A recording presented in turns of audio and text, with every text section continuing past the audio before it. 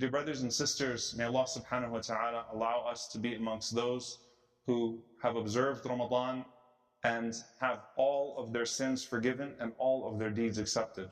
And may Allah subhanahu wa ta'ala make us amongst those who, if Laylatul Qadr has passed us in these first 5 nights, that we observed it, and that Allah overlook our shortcomings, and that Allah write it down for us fully. And if it is still ahead of us, that Allah subhanahu wa ta'ala activate us towards it with the fullness of our sincerity and the fullness of our strength, and that Allah subhanahu wa ta'ala accept it. Allahumma ameen. I wanted to focus today, inshallah ta'ala, with the few moments that I have with you, on this idea of the effect that Laylatul Qadr has. And I'll explain why I want to talk about that for a moment, inshallah ta'ala. When it comes to Siyam, when it comes to fasting Ramadan, Imam bin Hajar rahimahullah ta'ala mentions that the sign of an accepted Ramadan has a component of it that is a feeling, and a component of it that has a very observable impact in terms of your deeds. So when it comes to the feeling, the one who is pleased with the departure of Ramadan and the one who is distressed with its coming forward, that is a sign of a Ramadan that is not accepted by Allah subhanahu wa ta'ala.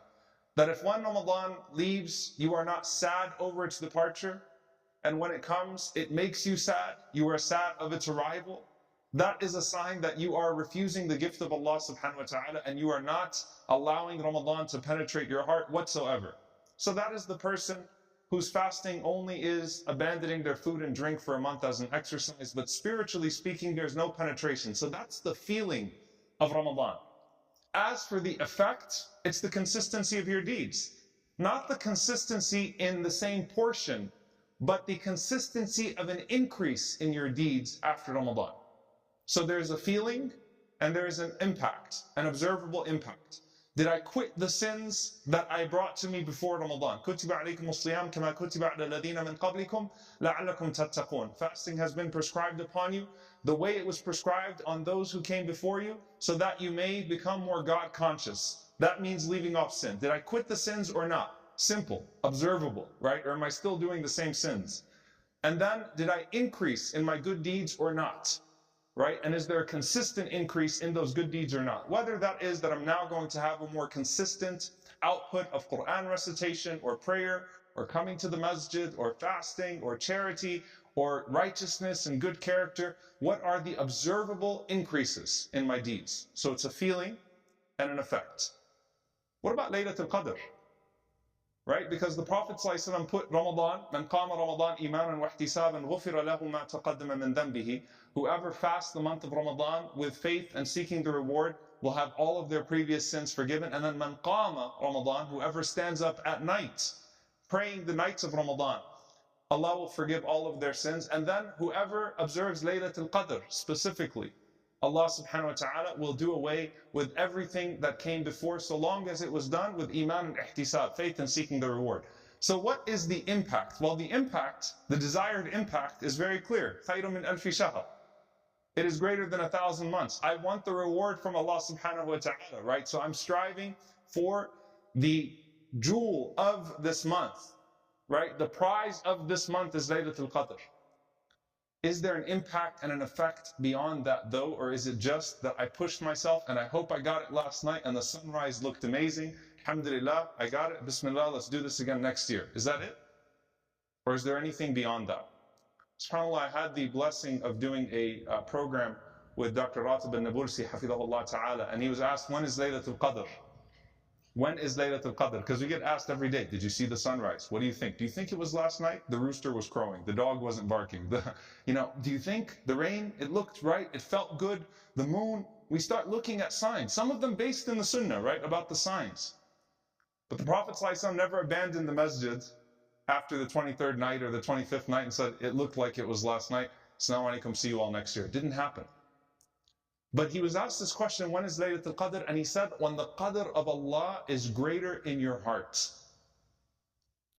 When the estimation of Allah subhanahu wa ta'ala has become greater in your heart. Laylatul Qadr or Qadr is an increase. It's an increase in Allah's reward, an increase in the angels that come down. It is the night of power, it is the night of decree. It has so many rich meanings. But when the estimation of Allah has grown in your heart, then that is a sign that you have observed and caught Laylatul Qadr. Now let's talk about that for a moment, bidnillahi ta'ala. If you have been staying up all night, when you hear the Fajr Adhan, and some of us throughout the year never hear the Fajr Adhan in the masjid except in Ramadan. Like we will never catch the Fajr Adhan in the masjid except maybe in Ramadan in these last 10 nights, because we're staying up all night. And so you're hearing, As-salatu khayru min an-nawm. Prayer is better than sleep. And the ulama mention here, the scholars mention here, that every other adhan, hayya al-falah, come to success, because it is likely that you are doing something else during the other 4 prayers that you think will bring you a sense of success and happiness, and Allah says, hayya al-falah, come instead to success. This is true success. But for Fajr, most likely, throughout the year, you're just sleeping. Your struggle is Salah worth it enough for me to get out of bed right now and to push myself? And so that added push, Salah, prayer is better than sleep, prayer is better than sleep. And what do you repeat? As-salatu khayru min an-nawm. You repeat it as you're getting up, right? Hayya ala-salah, hayya ala-falah. You repeat, la hawla wa la quwwata illa billah. Remind yourself of the power and treasures of God. But when you hear as-salatu khayru min an-nawm, indeed, as-salatu khayru min an-nawm. And subhanAllah, it strikes you differently when you've been up all night, right? Because it's like you're craving sleep at that point. You're sleep deprived. You're waiting for Fajr to come in to try to sneak in some sleep. And you're hearing as-salatu khayru min an-nawm. And you might think to yourself at that moment, subhanAllah, what did I put forth for Allah subhanahu wa ta'ala? And this is what the subject of this is. Allah subhanahu wa ta'ala mentions in admonishing the disbelievers, وَمَا قَدَرُ اللَّهَ حَقَّ قَدْرِهِ. They did not give Allah His due estimation. And what is that? When they would ask these questions about particularly the creation of Allah. How can Allah control the heavens and the earth? How does Allah take care of the sun and the moon at the same time? How can Allah take care of this person and that person at the same time? What do you mean that the heavens and the earth will be rolled up in the hand of Allah subhanahu wa ta'ala in a way that suits Him subhanahu wa ta'ala? What does that even mean? How does Allah see all of this? How does Allah hear all of this? How does Allah know what's in my heart and your heart simultaneously? How is that possible? And Allah subhanahu wa ta'ala says, وَمَا قَدَرُ اللَّهَ حَقَّ قَدْرِهِ. Allah subhanahu wa ta'ala says they did not give Allah His due estimation. Like, you don't realize the power of Allah, do you? You don't realize how azim, how great Allah is in His limitless power and ability. Remember, that's the qadr of Allah subhanahu wa ta'ala, the power of Allah. And Allah subhanahu wa ta'ala mentions the heavens and the earth rolled up. As Ibn Abbas radiallahu ta'ala anhu, he commented on this ayah. He said that the heavens and the earth in the palm of Ar-Rahman, in the palm of the Most Merciful, in a way that suits His Majesty, is like a mustard seed in one of yours. Remember, we were talking about how the Prophet ﷺ said the kursi, the footstool to the arsh, to the throne, is like a ring thrown in the desert. These are all analogies for us to just understand. You can't understand how great it is. And so, وَمَا قَدَرُ اللَّهَ حَقَّ قَدْرِهِ. They don't get it, do they? They don't understand it, do they? The one who created us all with a customized plan, planning all of our affairs. Nothing happens to us or for us except by His permission. Not even a movement or a thought or a look, nothing, a heartbeat. The one who did all of that will resurrect it all without any deficiency. وَمَا قَدَرُ اللَّهَ حَقَّ قَدْرِهِ. So that's the foundation, and then you go on to the other level of that. Allah subhanahu wa ta'ala mentions to us that on the Day of Judgment, when Allah subhanahu wa ta'ala sets up the mawazeen, the scales, and if you were to put the heavens and the earth in the scales, in the mawazeen, then it would fit them and it would weigh them. It would fit them and it would weigh them. It would fit them physically and it would weigh every detail of them. SubhanAllah. And the Prophet ﷺ said that there are angels that have been created. Every single part of the heavens is occupied by an angel that is either in a place of standing, or a place of ruku', a place of bowing, or a place of sujood, or a place of prostration. And on the Day of Judgment, all they're doing is doing tasbih. Can you imagine? They've been created, and all they do is tasbih. They glorify their Lord. They don't do anything else. every part of the heavens. Can you imagine, subhanAllah, we have no idea how vast the heavens are, how vast the galaxy are, how vast the observable is. What then of that which is not even observable? We're constantly trying to discover more. Prophet ﷺ said, not even a handspan of 4 fingers. Is there not an angel that is just saying, Subhanallah, Subhana Rabbi al-A'la, Subhana Rabbi al-Azim, Subhana Rabbi al-A'la, Subhana Rabbi al-Azim. Glory be to my Lord the Exalted, glory be to my Lord the Most High. And the Prophet ﷺ said that on the Day of Judgment, Allah subhanahu wa ta'ala sets up the scales and He commands them to raise their heads. They didn't do sujood for a night. They did sujood for an existence. The entire time, prostration, Subhana Rabbi al-A'la. And they look up, and the first thing that they say is, Subhanaka ma abadnaka haqqa ibadatik. Glory be to you, we did not worship you as much as you deserve or you have the right to be worshipped. Think about that for a moment. Not a night, not even 80 years. From the time they were created to the time of the Day of Judgment. Nothing but tasbih, glorifying the greatness of Allah. And on the Day of Judgment, now you can raise your head. Subhanaka ma abadnaka haqqa ibadatik. I didn't do enough. You should have been worshipped more. You deserve more than this, but this is all that I could physically have given you. Now the angels never got distracted by food and drink and intimacy because they don't do that in Ramadan or outside of Ramadan. They never got distracted by choice. They're not like human beings. All they do is worship Allah. And that's all they can say on the Day of Judgment when they see the greatness of Allah subhanahu wa ta'ala. We didn't do enough. So dear brothers and sisters, what is the point of this for us in terms of a feeling and an impact of Laylatul Qadr in particular? There are 3 things that the ulama mention in terms of understanding, having a greater qadr of Allah in your heart, a greater estimation of Allah in your heart. 3 of them. Number 1, Allah is worth a greater sacrifice. A greater sacrifice. As-salatu khayru min an-nawm. I was tired. I'm sleep deprived. I'm hungry. I'm thirsty. It's hard, right? Sometimes it gets difficult. I feel the pain of that sacrifice. Well, Allah is worth a greater sacrifice. So the next time you're pulled between the voice of righteousness and the voice of wickedness, when you're prompted by the angel that prompts you to do good and the shaitan that prompts you to do evil, which voice are you going to listen to? Allah is worth a greater sacrifice from me. So you know what? Allah is worth less sleep. Allah is worth more sacrifice. Allah is worth the pain of sin. Allah is worth the pain of blame. Allah is worth all of these things, a greater sacrifice. That's number 1. The second thing that the ulama mention is that Allah is worth a greater share. What does that mean?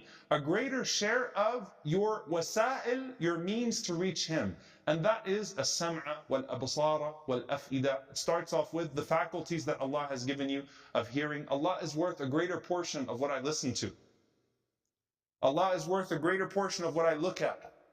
Allah is worth a greater portion of my thoughts, of my contemplation, my fu'ad, what occupies my heart. Allah is worth a greater portion of a greater share of that. So it starts with that. Then they say, Allah is worth a greater portion of my time. Because time is a means to reach Allah. Allah is worth a greater portion of my wealth. Charity is better than what I spend for my own desires in this life. What I spend upon the poor and the oppressed for the sake of Allah subhanahu wa ta'ala. What I spend upon righteousness. مَا عِنْدَكُمْ يَنْفَذُ وَمَا عِنْدَ اللَّهِ بَعْدُ. What you have disappears, but what is with Allah subhanahu wa ta'ala remains forever. It's worth more of my wealth. And so there's an observable increase. This is the observable part. An observable increase in the share that you're now going to allocate of your speech, of your listening, of your sight, of your time, of your thinking, of your thought, and then of your wealth, of your efforts, of your deeds for Allah. A greater share. And the last thing, a greater hope in Allah subhanahu wa ta'ala. What do you want from Allah? You know, when someone makes dua to Allah and there's a doubt, can He really answer me? مَا قَدَرُ اللَّهَ حَقَّ قَدْرِهِ. You didn't give Allah His due estimation. When someone is pulled, I don't know if, am I going to really realize like his Jannah and what Allah is promising, is it really going to be there and is it really going to be all worth it? مَا قَدَرُ اللَّهَ حَقَّ قَدْرِهِ. You did not give Allah His due estimation. When a person seeks forgiveness from Allah subhanahu wa ta'ala, they say, I don't know if Allah is going to forgive me or not. I have some really big sins that I've committed. مَا قَدَرُ اللَّهَ حَقَّ قَدْرِهِ. You're not giving Allah His due credit. You're not giving Allah His proper estimation. All of that means a greater hope in Allah, increasing your hope in Allah. When you diminish your hope in Allah, what you are really doing is you are suggesting a deficiency on His part subhanahu wa ta'ala. And Allah subhanahu wa ta'ala has no deficiency. And so, dear brothers and sisters, with Laylatul Qadr in particular, if Allah increases the estimation, the qadr of Allah, the power of Allah in our hearts, the share of Allah in our hearts, that is a sign of an accepted Laylatul Qadr. And if there is an observable increase in your sacrifice for Him, an observable increase in the share of your faculties and your means that you allocate towards Him, and a greater increase in your hope in Him, then that is an increase that we seek in Laylatul Qadr. May Allah subhanahu wa ta'ala make us amongst those who observe Ramadan, who observe Qiyam, who observe Laylatul Qadr, who realize its full reward, and may Allah subhanahu wa ta'ala reward us with what we cannot comprehend in this life. وَالْآخِرَةُ خَيْرٌ وَأَبْقَى. What is greater than anything we could perceive, and what lasts beyond our perception, what lasts eternally. May Allah subhanahu wa ta'ala grant us the full reward of it, and may Allah subhanahu wa ta'ala forgive our shortcomings, because mercy is befitting. And may Allah subhanahu wa ta'ala reward us despite the deficiency in our deeds, because generosity is befitting to Him. He is Al-Afu Al-Kareem. Allahumma innaka afuun kareemun tuhibbul afwa fa'fu anna. Oh Allah, You are the one who forgives. You are generous in Your mercy and forgiveness, and You love to do so. So forgive us, O Allah, for everything that we brought forth. Allahumma ameen. أقول قولي هذا واستغفر لي ولكم ولسائر المسلمين فاستغفروا إنه الغفور الرحيم. الحمد لله والصلاة والسلام على رسول الله وعلى آله وصحبه ومن والاه. اللهم اغفر للمؤمنين والمؤمنات والمسلمين والمسلمات الأحياء منهم والأموات إنك سميع قريب مجيب الدعوات. اللهم اغفر لنا وارحمنا واعف عنا ولا تعذبنا. ربنا ظلمنا أنفسنا وإن لم تغفر لنا وترحمنا لنكونن من الخاسرين. لا إله إلا أنت سبحانك إنا كنا من الظالمين. اللهم اغفر لوالدينا رب ارحمهما كما ربونا صغارا. ربنا هب لنا من أزواجنا وذرياتنا قرة أعين واجعلنا للمتقين إماما. اللهم اعز الإسلام والمسلمين وأذل الشرك والكاذبين. اللهم انصر إخواننا المستضعفين في كل مكان. اللهم عليك بالظالمين في كل مكان. اللهم أهلك الظالمين بالظالمين وأخرجنا وإخواننا من بينهم سالمين. عباد الله، إن الله يأمر بالعدل والإحسان وإيتاء ذي القربى وينهى عن الفحشاء والمنكر والبغي يعظكم لعلكم تذكرون. فاذكروا الله يذكركم واشكروه على النعماء يزدكم ولذكر الله أكبر.